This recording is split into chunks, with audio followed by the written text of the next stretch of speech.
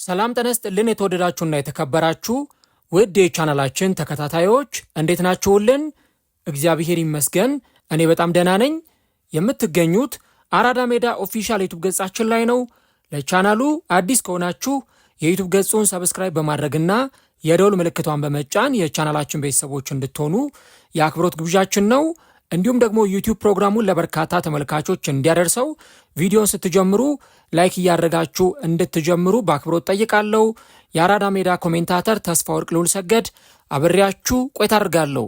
ፈጣሪ ፈቅዶ ዛሬም ከእናንተ ጋር ተገናኘን። የዕለተ ማክሰኞ የግንቦት 25 የቼልሲን ጉዳይ የተመለከቱ አዳዲስ የዝውውር ዜናዎችን ይዤላችሁ ቀርብ ያለው ማለት ነው። እንግዲህ ቼልሲን በተመለከተ ትላንትናና ዛሬ ጠዋት የወጡ አዳዲስ የዝውውር ጉዳዮችን ወደ እናንተ የማደርስ ይሆናል። አዳም ዋርተንን ለማስፈረም ቼልሲ ከፍተኛ እንቅስቃሴ እያደረገ እንደሚገኝ የወጡ ያሉ ሪፖርቶችና መረጃዎች ያሳያሉ። በተለይም ደግሞ ከሰሞኑ ኤንዞ ፈርናንዴዝ ከቼልሲ ለቆ ሊወጣ ይችላል የሚሉ ዜናዎች ተበራክተዋል። ይህንንም በተመለከተ ቼልሲ የመሃል ሜዳውን ለማጠናከርና ኤንዞ ፈርናንዴዝ ክለቡን ለቆ የሚወጣ ከሆነ የእርሱን ምትክ ለማስፈረም እንቅስቃሴዎችን እያደረጉ ነው። ታማኝ መረጃ ምንጮች እንደሚዘግቡ ከሆነ ደግሞ አዳም ዋርተን በቼልሲ ራዳር ውስጥ ይገኛል ተብሏል። ከዚህም በተጨማሪ በሌላ በኩል ደግሞ ማንቸስተር ዩናይትድ አሁንም ከዚህ ተጫዋች የዝውውር ፉክክር አልወጣም የሚሉ ሪፖርቶች አሉ። ይህንን ጉዳይ ዛሬ በስፋት እንመለከተዋለን። ማንቸስተር ዩናይትድ ከዝውውር ፉክክር ወጥቷል። ቼልሲስ በነፃነት ተጫዋቹን ማስፈረም ይችላል ወይስ አሁንም ማንቸስተር ዩናይትድ ከቼልሲ ጋር እየተፎካከረ ይቆያል? ይህንን ጉዳይ በስፋት እንመለከተዋለን። ከዚህ በተጨማሪ ለቼልሲ ደጋፊዎች አንድ አስጨናቂ ጉዳይ አለ። ማርኮ ኩሬያ ከቼልሲ ለቆ መውጣት ይፈልጋል የሚሉ ሪፖርቶችና ዜናዎች ተበራክተዋል። እንግዲህ ተጫዋቹ የወደፊት ቆይታ እስካሁን ድረስ አልተረጋገጠም። ቼልሲዎች ደግሞ በአንጻሩ ምንም አይነት መጨናነቅ የለባቸውም፣ ምክንያቱም ተጫዋቹ ቀሪ የ3 ዓመት ኮንትራት አለው የሚሉ መረጃዎች ይወጡ ይገኛሉ። ነገር ግን ተጫዋቹን ለማስፈረም ትላልቆቹ የስፔን ክለቦች ፍላጎት አላቸው ተብሏል። የማርኮ ኩሬያንም ጉዳይ በስፋት እንመለከተዋለን። ከዚህም በተጨማሪ ሻቢ አሎንሶ አንድ ጉዳይ ላይ ከውሳኔ ላይ መድረሱ ነው ገለጸው። አቼምፖንግ ከዚህ ክለብ ይወጣሉ የሚለው ጉዳይ በርካቶችን እያነጋገረ ነው። ፈላጊ ክለቦችም አሉ። ነገር ግን ደግሞ አሰልጣኙ ተጫዋቹ እንዲለቅ ምንም አይነት ፍላጎት የለውም የሚሉ መረጃዎች ይወጡ ይገኛሉ። የአቼምፖንግንም ጉዳይ እናያለን። ከዚህም በተጨማሪ ደግሞ ከቼልሲ በዚህ ዝውውር መስኮት ለቀው ሊወጡ ይችላሉ ተብለው ከሚጠበቁ ተጫዋቾች መካከል አንዱ የሆነው ጋርናቾ የተለያዩ ፈላጊ ክለቦች እንዳሉት እየተገለጸ ነው የሚገኘው። በተለይ ትላልቆቹ የጣሊያን ክለቦች ይህንን ተጫዋች ይፈልጉታል። ቼልሲስ ተጫዋቹን ይለቀዋል ወይ? የሚለቀው እስከሆነ ለተጫዋቹ ምን ያህል የዝውውር ገንዘብ ይጠይቅበታል? ይህንንም በዛሬው የመረጃ ሰዓታችን ላይ እንመለከተዋለን። ከእናንተ የሚጠበቀው እስከ ቪዲዮ መጨረሻ ድረስ ከኛ ጋር አብራችሁ መቆየት ነው። እነዚህን ጉዳዮች ሰፋ አድርገን የምንመለከታቸው ይሆናል ማለት ነው።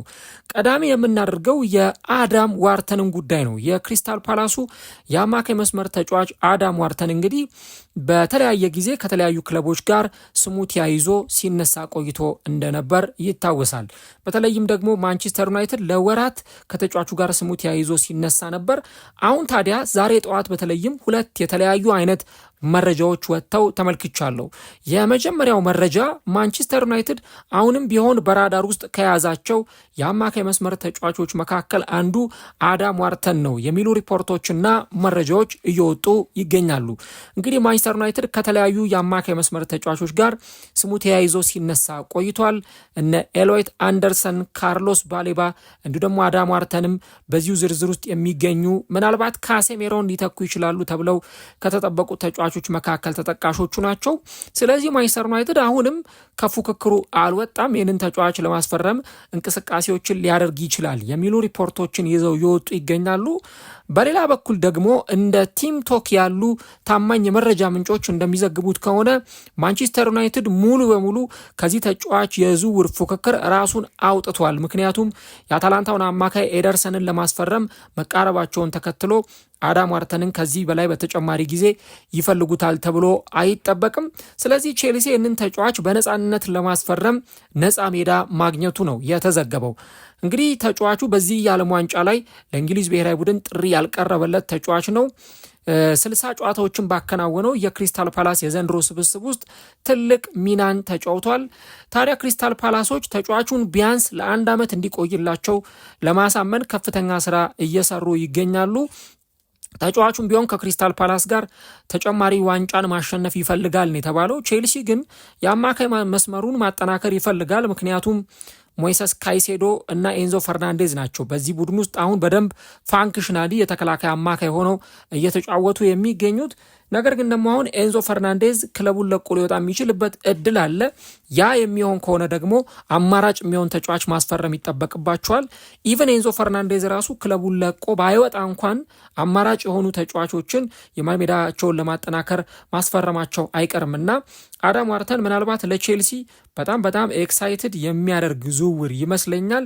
ምናልባትም ደግሞ ይህንን ተጫዋች የሚያገኙት ከሆነ እጅግ በጣም ዘርፈ ብዙ ጥቅሞች ሊያገኙበት እንደሚችሉ ነው መናገር የሚቻለው። ለማንኛውም ግን አሁን እየወጡ ያሉ ሪፖርቶች በተለይም ቼልሲ የአዳም ዋርተን ፈላጊ ሆኖ የመምጣቱን ነገር በስፋት እያነሱ ይገኛሉ። ያው ለነገሩ ቼልሲ አዳም ዋርተንም ብቻም ሳይሆን ሌሎች አማካይ መስመር ተጫዋቾችንም በዝርዝር ውስጥ ሊያካትት ይችላል ተብሎ ይጠበቃል። አዳም ዋርተን ግን በዋነኝነት ከሚፈልጓቸው ተጫዋቾች መካከል አንዱ ስለመሆኑ ነው እየተገለጸ የሚገኘው። እና እስቲ ስለዚህ ተጫዋች ምን ሀሳብ አላችሁ? የምር ወደ ቼልሲ ቢመጣ ደስተኛ ያደርጋችኋል ወይ? ኮሜንት ላይ ሀሳቦቻችሁን አስቀምጡልን። ቼልሲ ግን በጣም ይህንን ተጫዋች ቢያገኝ በእርግጥም ይጠቀማል ብዬ አስባለሁ። ወደ ሌላኛው ጉዳያችን ደግሞ ስናቀና የማርኮ ኩሬያን ጉዳይ እናገኛለን። እንግዲህ ማርኮ ኩሬያ ከቼልሲ ለቆ ሊወጣ ይችላል የሚሉ መረጃዎች መነሳት ከጀመሩ ቆየት ብለዋል። አሁን ደግሞ የዚህ ጉዳይ በተለይ የመረጃው እውነታነት የበለጠ እየጠነከረ የመጣ ይመስላል። በእርግጥ የሚወጡት መረጃዎች እንደሚያሳዩት ከሆነ ቼልሲ ምንም በዚህ ተጫዋች ጉዳይ ላይ ጭንቀት ውስጥ አልገባም። ምክንያቱም ተጫዋቹ የ3 ዓመት ቀሪ ኮንትራት አለው። ስለዚህ ኮንትራቱን አክብሮ ይጫወታል ብለው ስለሚያምኑ ከዚህ ክለብ ለቆ ይወጣል የሚል ጭንቀት ውስጥ አልገቡም የሚሉ መረጃዎች አሉ። ነገር ግን ደግሞ ትላልቆቹ የስፔን ክለቦች ተጫዋቹን ለማስፈረም ፍላጎት አላቸው። ከነዚህ ክለቦች መካከል ባርሳ ተጠቃሹ ነው። ከዚህም በተጨማሪ ሪያል ማድሪድ እና አትሌቲኮ ማድሪድም ደግሞ ይህንን ተጫዋች ለማስፈረም ከፍተኛ ፍላጎት አላቸው። ከዚህ ቀደምም አንድ መረጃ ሲወጣ ነበር። በተለይ ተጫዋቹ ለባርሴሎና የመጫወት ፍላጎት እንዳለው፣ የባርሴሎናን መለያ የመልበስ ፍላጎት እንዳለው በርካታ መረጃዎች ሲወጡ ነበር እና ምናልባት ለቼልሲ ደጋፊዎች አንዱ አስጊ ጉዳይ የሚመስለኝም ተጫዋቹ ወደ ባርሴሎና የመሄድና ወደዛ ክለብ ሄዶ የመጫወት ፍላጎት ስላለው ሜቢ በዚህ ክለብ ውስጥ ይቆያል አይቆይም የሚለው ነገር አጠራጣሪ ሊሆን ይችላል። ግን ደግሞ ተጫዋቾች ቀሪ የኮንትራት ጊዜ ያላቸውም ክለባቸውን ለቀው አይወጡም ብለን እርግጠኛውን መናገር አንችልም እና የዚህን ተጫዋች ጉዳይን በተመለከተ የምናነሳው ይሄንን ያለ ጉዳይ ነው። በዛ ላይ ለቼልሲ በጣም አስጊ ነው። በተለይ ማርኮ ኩሬያ የቼልሲ ወሳኝና ቁልፍ ከሚባሉ ተጫዋቾች መካከል አንዱ እንደሆነ ይታወቃልና ይሄ ተጫዋች ክለቡን ለቆ የሚወጣ ከሆነ ቼልሲዎች የትኛውን ተጫዋች ምትክ አድርገው ማርኮ ኩሬያ በጣም ትልቅ ተጫዋች ነውና ይህንን ተጫዋች በማን ሊተኩት ይችላሉ የሚለው ነገር በራሱ በጣም አጠያቂ ጉዳይ ይመስለኛል። ለማንኛውም ግን ማርኮ ኩሬያ እስካሁን ድረስ ቀጣይ ቆይታው አልተረጋገጠም። ሜቢ ሊወስን የሚችለው እንግዲህ ከዓለም ዋንጫ በኋላ ነው። ተጫዋቹ በቼልሲ ቆያለሁ ወይስ አልቆይም የሚለውን ነገር በቀጣይ ከዓለም ዋንጫ መጠናቀቅ በኋላ ነው ይወስናል ተብሎ የሚጠበቀው። ግን ደግሞ እንደዛም ሆኖ በርካታ ፈላጊ ክለቦች አሉ። በተለይ ደግሞ እርሱ ሊጫወትበት የሚፈልገው ባርሰሎናም የተጫዋቹ ፈላጊ እንደሆነ በርካታ የመረጃ ምንጮች እየገለጹ ይገኛሉ ማለት ነው። ወደ ሌላኛው ጉዳያችን እንለፍ። ጆሽ አቼምፖንግን እናገኛለን። እንግዲህ አቼምፖንግ ከሰሞኑ ከተለያዩ ክለቦች ጋር ስሙ ተያይዞ የተነሳ ነው። በተለይ ደግሞ ዛሬ ጎል.ኮም ጠዋት ላይ ይዞት የወጣው መረጃ እንደሚያሳየው ከሆነ በዚህ ሰዓት ላይ ተጫዋቹን የሚፈልጉ በርካታ ክለቦች እንዳሉ ነው እየተነገረ የሚገኘው። እዛው እንግሊዝ ውስጥም ሳይቀር ተጫዋቹን የሚፈልጉት ክለቦች አሉ። ከነዚህ ተጠቃሽ ክለቦች መካከል ደግሞ በዋነኝነት ሊቨርፑል እና ማንቸስተር ሲቲ ተጠቃሾቹ ናቸው። ሁለቱ የተከላካይ መስመር ክፍላቸውን ማጠናከርና ወጣት ተጫዋች ማምጣት ይፈልጋሉ።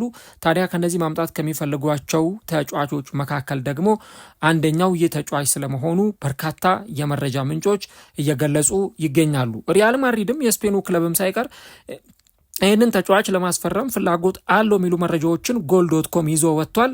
ግን ደግሞ ሻቢ አሎንሶ አንድ ውሳኔ ላይ ደርሷል። ተጫዋቹ እንዲለቅብኝ አልፈልግም፣ በቼልሲ ቤት የማይነኩ ተጫዋቾች ብዬ ከማስባቸው ተጫዋቾች መካከል አንዱ ጆሽ አቼምፖንግ ነው በሚል አሳውቋል የሚሉ ሪፖርቶች ናቸው እየወጡ የሚገኙት።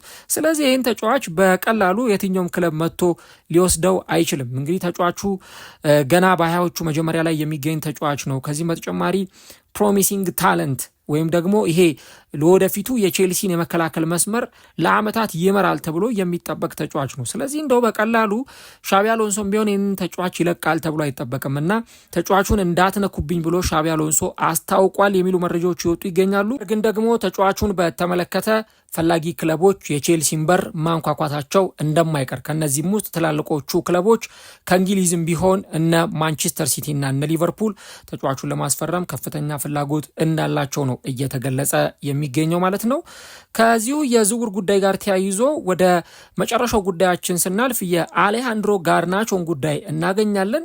እንግዲህ የጋርናቾ ጉዳይ ለቼልሲ ደጋፊዎች ብዙም የማይዋጥላቸው ነገር እንደሆነ ይታወቃል። ምክንያቱም ቼልሲ ተጫዋቹን ከማንቸስተር ዩናይትድ በምን ያህል ጉጉት እንዳስፈረመው ይታወቃል። ተጫዋቹም ከማንቸስተር ዩናይትድ ከቼልሲ ውጪ ሌላ ክለብ አልቀላቀልም በማለት ነው እንግዲህ ቼልሲን የተቀላቀለው። ነገር ግን ወደ ቼልሲ ከመጣ በኋላ የመጀመሪያው ዓመቱ ፍጹም ደካማ ሲዝን ነው ብለን የምንናገረው አይነት ነው እና በጣም ግራ የሚያጋባው ደግሞ ተጫዋቹ ለፕሪሚየር ሊጉ አዲስ ተጫዋች አይደለም፣ ወይም ደግሞ ፕሪሚየር ሊግ ላይ ያልተጫወተ ተጫዋች አይደለም። ልምድ ያለው ለዓመታት ፕሪሚየር ሊግ ላይ የቆየ ተጫዋች ነው። ለዓመታት ስል በተለይ ያለፉትን 2 ዓመታት አሞሪም በነበረበት ጊዜ፣ ኤሪክ ቴናግም በነበሩበት ጊዜ በዚህ ክለብ ውስጥ ተጫውቶ ያሳለፈ ተጫዋች መሆኑ ይታወቃል፣ በተለይ በእንግሊዝ ፕሪሚየር ሊግ እና ነገር ግን የሚጠበቅበትን ያህል አለማድረጉ የሚጠበቅበትን ነገር አለማሳየቱ የቼልሲ ደጋፊዎችን በጣም የሚያሳምማቸው ጉዳይ ነው እና አሁን እንግዲህ የሚወጡት በርካታ ጉዳዮችና መረጃዎች እንደሚያሳዩት ከሆነ ቼልሲ የሚገዛው ክለብ ካገኘ ገዢ ክለብ ከተገኘ ተጫዋቹን ከመሸጥ ወደ ኋላ እንደማይል ነው እየተገለጸ የሚገኘው። ቅድም እንዳልኩት ተጫዋቹ በነበረው የ1 ዓመት ቆይታ ብናስታውስ እንደው 2 ወይ 3 ጨዋታ ላይ ነው ጋርናቾ አሪፍ ተጫውቷል ብለን ልንጠቅስ የምንችለው። ስለዚህ ይሄ ተጫዋች በዚህ ክለብ ፋንክሽናሊ የሚጠበቅበትን ያህል አላሳየም። በእርግጥ የመጀመሪያ ዓመቱ ነው። ምናልባት የተሻሉ ዓመታት ከፊት ለፊቱ ይጠብቁታል። ራሱንም በደንብ ሊያሻሽል ይችላል። ተጫዋቹ እንደውም ወደ ቼልሲ ሲመጣ አንድ የቻምፒየንስ ሊግ ጨዋታ ላይ በነበረ ፕሪማች የጨዋታ ፕሬስ ኮንፈረንስ ላይ ሲናገር ወደ ቼልሲ ለመምጣት ለእኔ ቀላል ነበር፣ ምክንያቱም ራሴን 1 ደረጃ ማሻሻል እፈልጋለሁ፣ ለዛም ብዬ ነው ወደ ቼልሲ የመጣሁት ብሏል። ግን ደግሞ ማንቸስተር ዩናይትድ ከነበረው አንጻር የምር ተጫዋቹ የሚጠበቅበትን ያህል ነገር ሰጥቷል ወይ ወይም የሚጠበቅበትን ነገር አድርጓል ወይ ብለን ካልን በጣም አጥያቂ ጉዳይ እንደሆነ መናገር እንችላለን እና አሁን እንግዲህ የሚወጡት ሪፖርቶች ቼልሲ ደና ገዢ ክለብ ከፍሎ ተጫዋቹን መውሰድ የሚችል ክለብ ካለ ይህንን ተጫዋች ከመልቀቅ ወደ ኋላ አይሉም ነው የተባለው። ታዲያ ፈላጊ ክለቦቹ ከጣሊያን እንደሆኑ ነው በርካታ መረጃዎች የሚያሳዩት። በተለይ ዩቬንቱስ፣ ኤሲ ሚላን፣ ሮማ ተጫዋቹን ለማስፈረም በከፍተኛ ፍላጎት እየተንቀሳቀሱ እንደሚገኙ ነው የወጡ ያሉ ሪፖርቶች የሚያሳዩት። እንግዲህ ከነዚህ ክለቦች በደንብ ጫን ብሎ የሚመጣ ክለብ ካለና ቼልሲን በደንብ የመደራደር አቅም ያለው ክለብ ካለ ቼልሲ ተጫዋቹን ለመልቀቅ ፈቃደኛ ነው ተብሏል። ከዚህም በተጨማሪ ደግሞ ቼልሲ ሌላ ቦታዎች ላይ ተጫዋቾችን ማስፈረም ይፈልጋል። ለምሳሌ ግብ ጠባቂ ማምጣት ይፈልጋሉ። ከዚህ በተጨማሪ ደግሞ የተከላካይ ክፍላቸውን ማጠናከር ይፈልጋሉ። ኢቭን የፊት መስመራቸውንም ማጠናከር ይፈልጋሉ። ያ በመሆኑ ምክንያት እንደዚህ አይነት ተጫዋቾችን ደግሞ በመሸጥ አዳዲስ ተጫዋቾችን የሚያመጡባቸው እድሎች እንዳሉ ነው በርካታ የመረጃ ምንጮች እያሳዩ የሚገኙት ማለት ነው። እናንተስ ስለዚህ ጉዳይ ምን ትላላችሁ? የቼልሲ ደጋፊዎች በተለይ ጋርናቾ ለቆ ይውጣ ወይስ ተጨማሪ ጊዜ ይሰጠውና ራሱን ያሳይ? ኮሜንት ላይ የገባችሁ ሀሳቦቻችሁን ልታጋሩ እንችላላችሁ። እንግዲህ የቼልሲን የዝውውር ጉዳይን በተመለከተ ጠዋቱን የወጡ አዳዲስ ጉዳዮችን ወደ እናንተ ወደ ውድ ቤተሰቦቻችን አድርሻለሁ። በሌሎች የዝውውር ጉዳዮችም ተመልሼ እመጣለሁ ፈጣሪ በፈቀደ። የዝውውር ዜናዎችን ለመከታተል ሁነኛ ቦታ ላይ ትገኛላችሁ። ስለዚህ ቶሎ የዝውውር ዜናዎችን ይደርሷችሁ ቻናሉን ሰብስክራይብ እንዲሁም ደግሞ የደወል ምልክቱን መጫናችሁን አትርሱ። ቪዲዮ ላይክ ብታደርጉም እኛም በጣም ይጠቅመናል። የቼልሲን የዝውውር ጉዳዮችንም በቀጥታ ስርጭትም በቪዲዮም ይዘን እንመለሳለን። መልካም ጊዜ፣ መልካም ቆይታ ይሆንላችሁ።